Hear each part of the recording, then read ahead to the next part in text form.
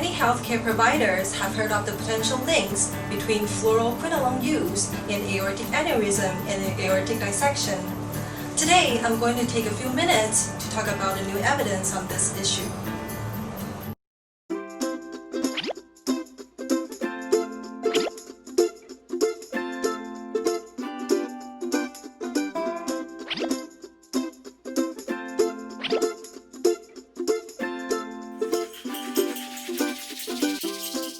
The study was cooperatively conducted by National Yang-Ming University, National Taiwan University, National Cheng University, and Harvard University.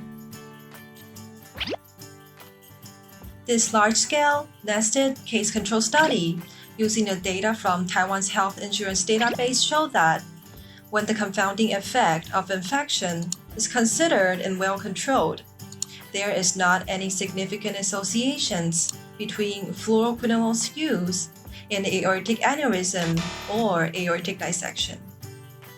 There are many types of infection, including sepsis, intra-abdominal infection, lower respiratory tract infection, urogenital tract infection, and other infection of soft tissue, skin, and bone. Infection itself is an independent risk factor of aortic aneurysm or aortic dissection. This study on JAMA internal medicine showed that patients with different types of infection are at a higher risk of aortic aneurysm or aortic dissection than those infection-free. Among different indicated infections, the risk of aortic aneurysm or aortic dissection associated with fluoroquinolones is of no difference to that with other types of antibiotics, such as beta-lactam, beta-lactamase inhibitor combinations, or the third-generation cephalosporins. So, the new study using Taiwan's National Health Insurance Database showed that underlying infection instead of antibiotic choice was the major factor contributing to risk for aortic diseases.